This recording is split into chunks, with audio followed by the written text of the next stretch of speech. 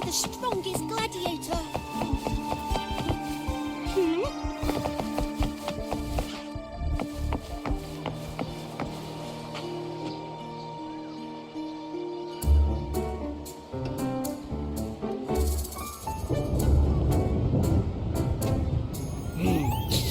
Muggy day. Sky's gloomy, air's all wet. Oh, man! At least let me finish my sentence. Ugh. Ugh. Cold, cold, cold. Oh.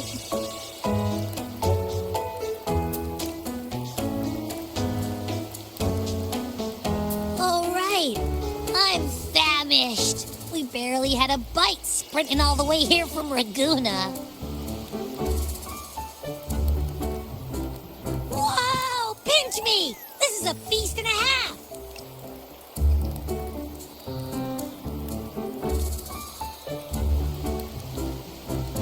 Hey, Rover, so, we did bring enough money, right? I mean, we kind of rushed out without grabbing anything. Oh, that? Don't worry. Money's not an issue. Augusta made sure we're covered. All our food and lodging here in Septimont is billed straight to the F4's palace. But I think the owner might have overdone it a little. Ha! Better get used to it. You're the champ of the Great Aegon. And you know me, if food's on offer, I'll be a scoffer. Yeah, no leftovers, guaranteed.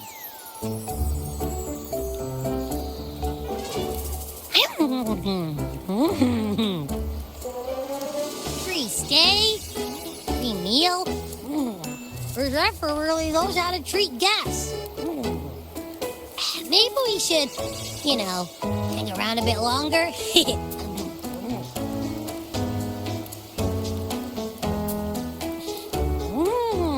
This smells amazing!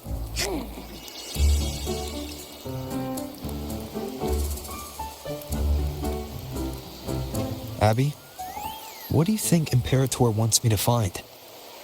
If Cardathia's right, the last clue should be somewhere on the Sanguis Plateaus.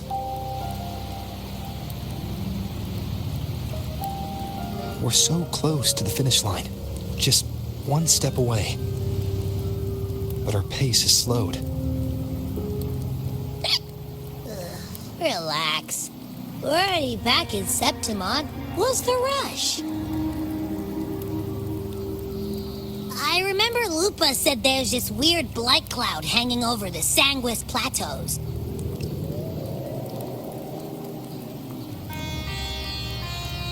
And when the high tide, or whatever, rolls around, all the gladiators go there to hunt tacit discords.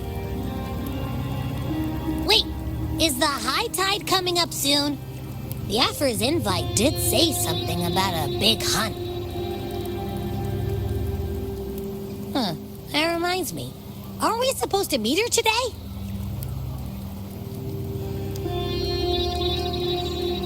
A messenger came this morning. Augusta is dealing with an emergency, so our meeting's postponed. It looks like it'll be a while. An unexpected change. It's throwing everything off course. I don't like the feel of it. And why me for this hunt? If it's about the Great Aegon, the messenger said none of the other gladiators were invited.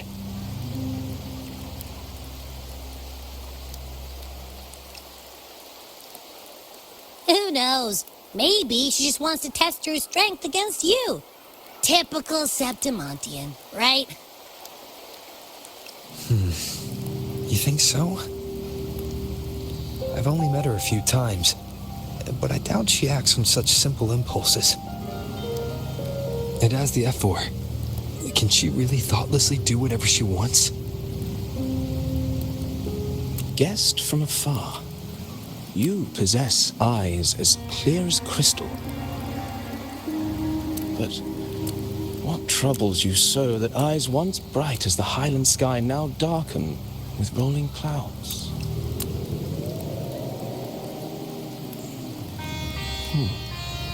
A warrior who walks the blade's edge does not falter over trifles.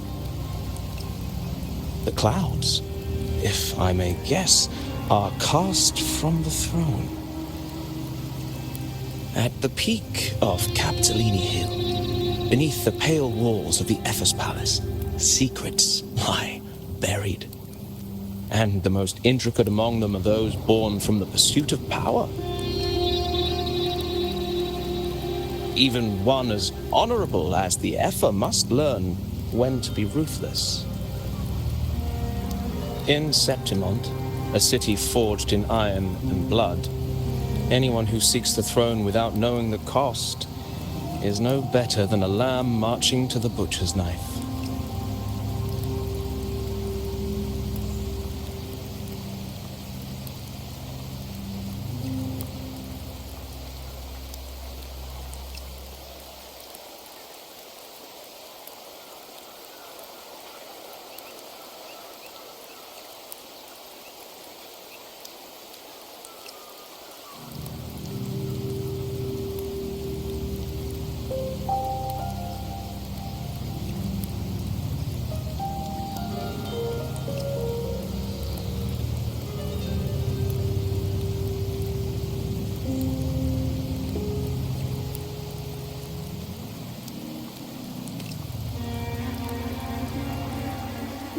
I am Nestor, a traveling poet.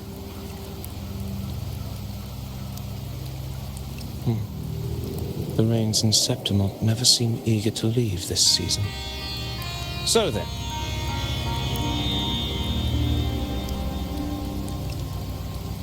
if you are curious about the Epher, then allow me to say that nothing would honor me more than to offer even a modest service to the champion of the great Aegon. Wait, how do you know he's the champion? And all that stuff about the F4, too.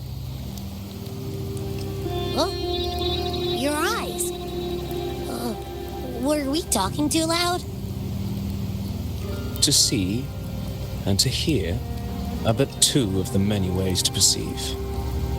Trusting the senses is a habit, a natural expedience, but not the only option.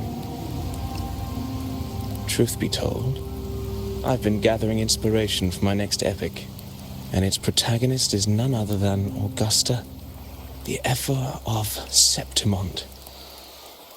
That's why I speak of her with some familiarity. I have a feeling your tale with her will soon be written.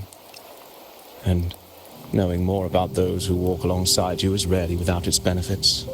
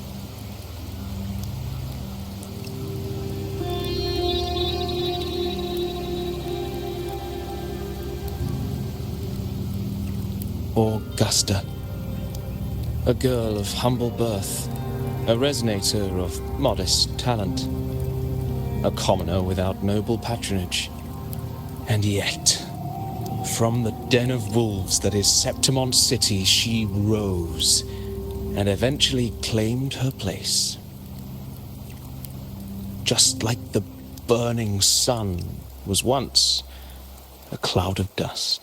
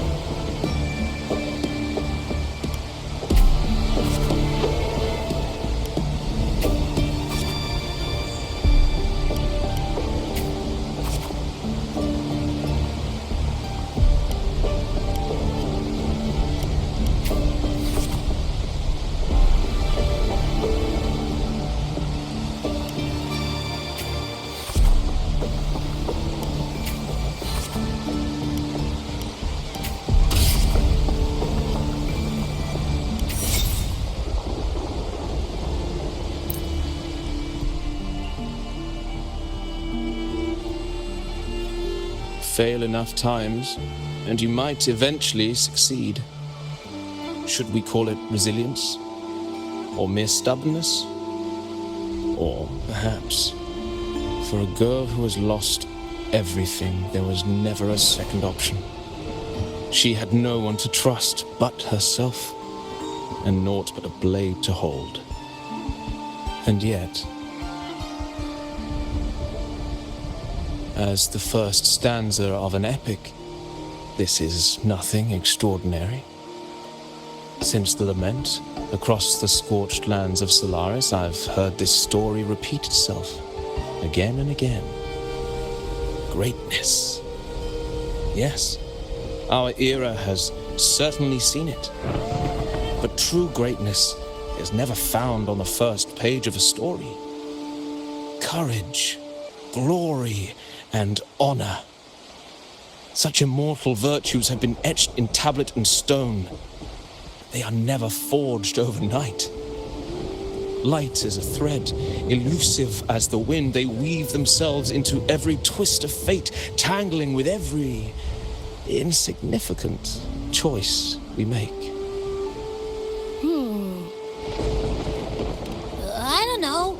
It's just unbelievable. The Augusta he's talking about, and the F-4 we saw in the arena. No way they're the same person. A girl far from home, arriving in the city upon Capitolini Hill in pursuit of strength. No title, no status, no wealth.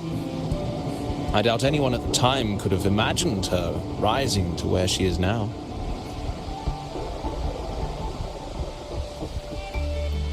Do you mean Kato? Do you believe Kato handed her that final victory on purpose, and that his scathing words were a test of her resolve?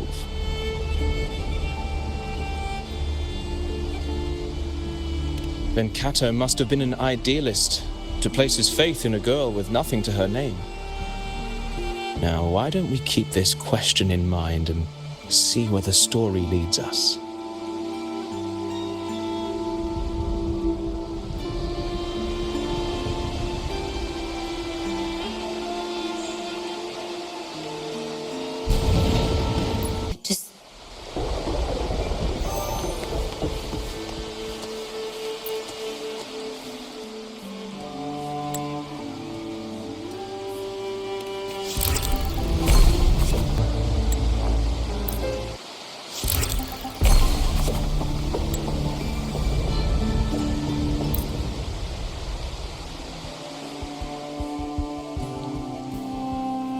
Merely the rough shape of a short epic. This is all I can offer about the F-4.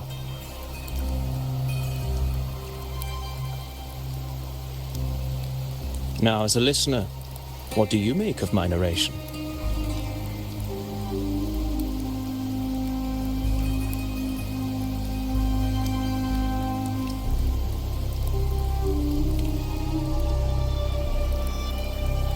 Unembellished opinion. I appreciate your honesty. If the tale is bland, then perhaps my heart hasn't yet aligned with her noble soul. May the ever-burning sun cast away my doubts and wake my dusty mind from its slumber. But putting uninspired rhetoric aside, I still have one thing to confess. That is, through my words, your knowledge of the F-4 remains, at best, incomplete. Poetry can only offer a glimpse of the true story, the reality of people, events, and things slips beyond the grasp of words. I do not belong in the pages of the epic, so I remain confined to the observer's gaze. I can imagine events and emotions unfold, but I cannot truly recreate them. Here's some advice for you, though I hesitate to call it such. If you want the truth of a story, step into it. Become part of it. The opportunity stands before you now. As I've said, the tale between you and Augusta, the hero of Septimont, is only now turning its next page.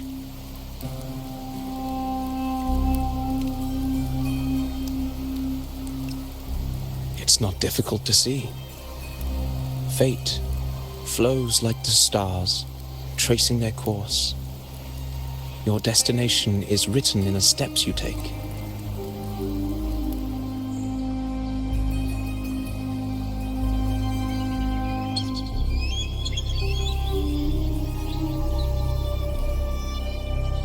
The rain is passing. I hear it ceasing its symphony upon the earth. It is time for farewells.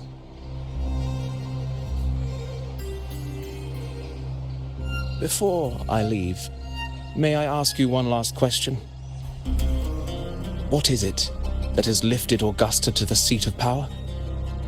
What is it that makes a ruler?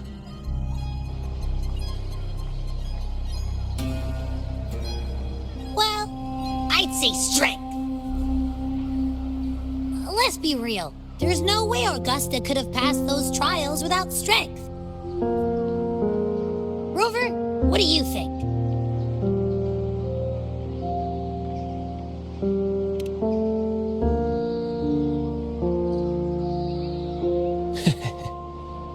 You needn't rush to answer now. Keep it in mind as you continue your journey. When the final chapter is written, the answer will reveal itself.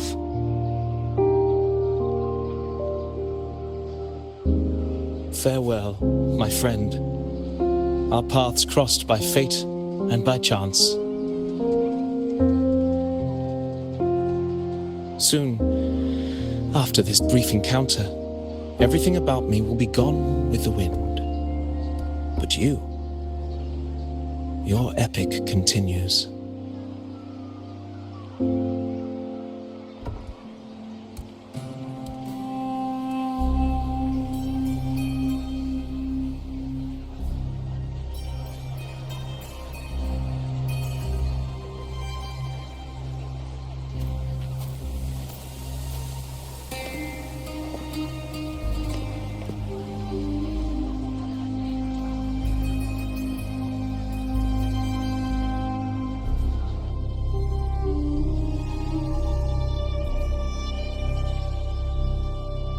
Your Excellency, you have indulged her too much. As the priestess, Iuno is far too unruly in both action and word. It's a disgrace to her title. Indeed. She entered the palace unannounced, uninvited, and with no decorum. A blatant affront to the authority of the palace. Same as always. Senators, all she crossed was a doorway. One too insignificant to carry the weight of our authority, or defend anyone's fragile pride. Let us not forget, it is not the walls of Capitolini Hill that command fear. It is my will, my sword, and our relentless conquest. I know your fear.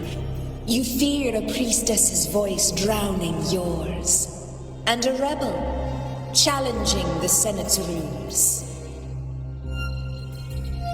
But listen well.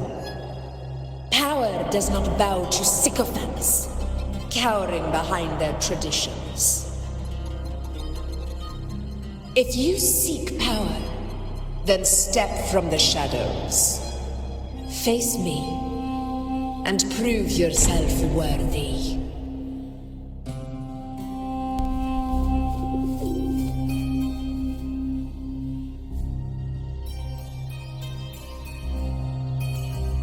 Took you long enough, Augusta?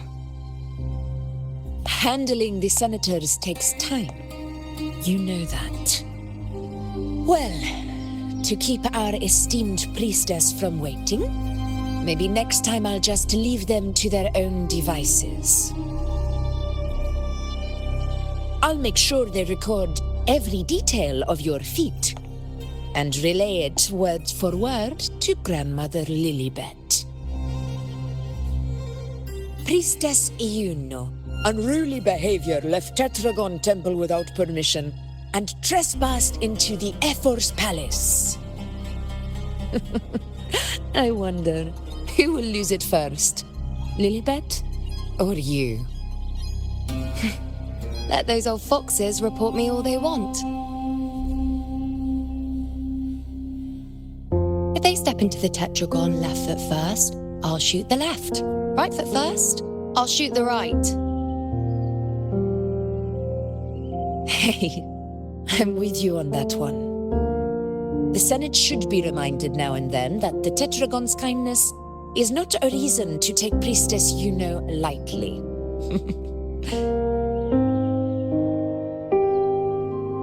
Why didn't you wait there?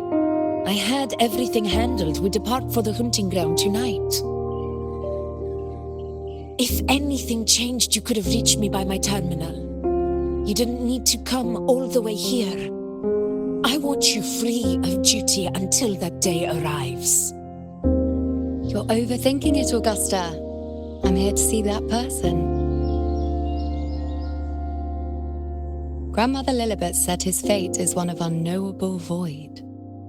Sounds intriguing enough to make time for.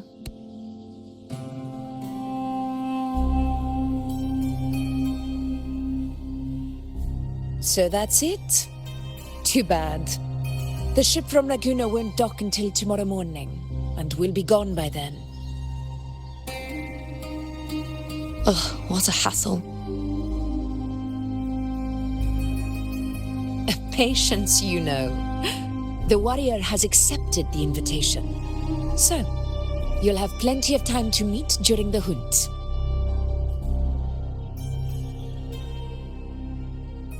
Is there something else you want to say?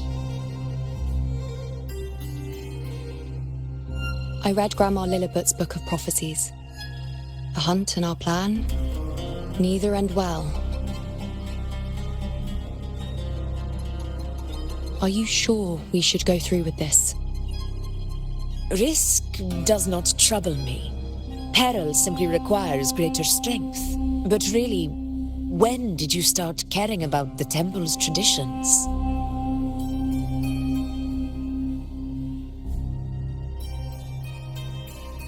O ye faithless of Septimont, the divinity is enraged. Should your ruler defy their will again, doom shall be your fate.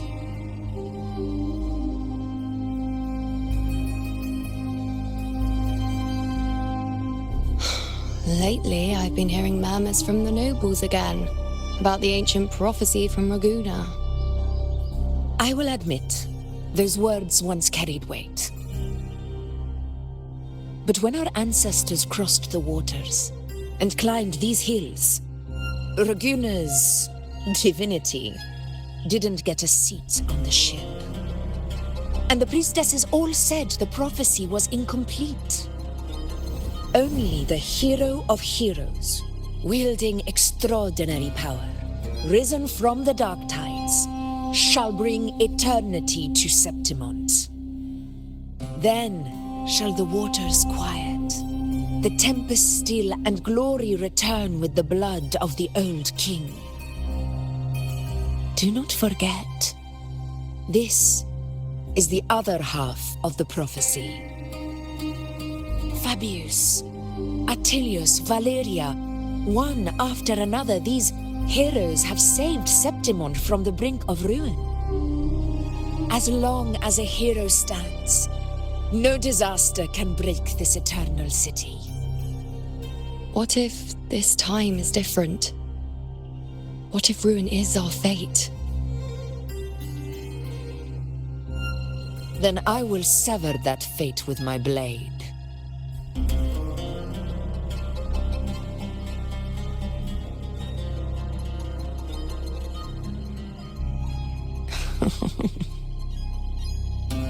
What's so amusing? So, the fearless priestess Iuno can be frightened after all. But it's fine. If you're afraid, don't push yourself. I can handle this alone.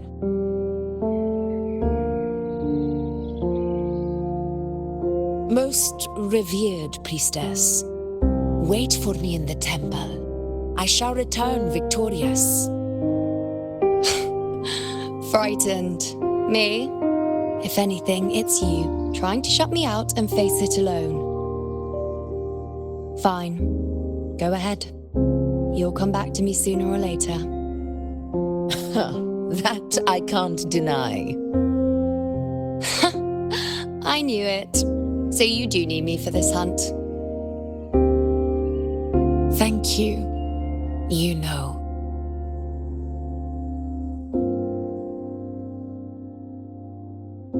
Why are you saying this?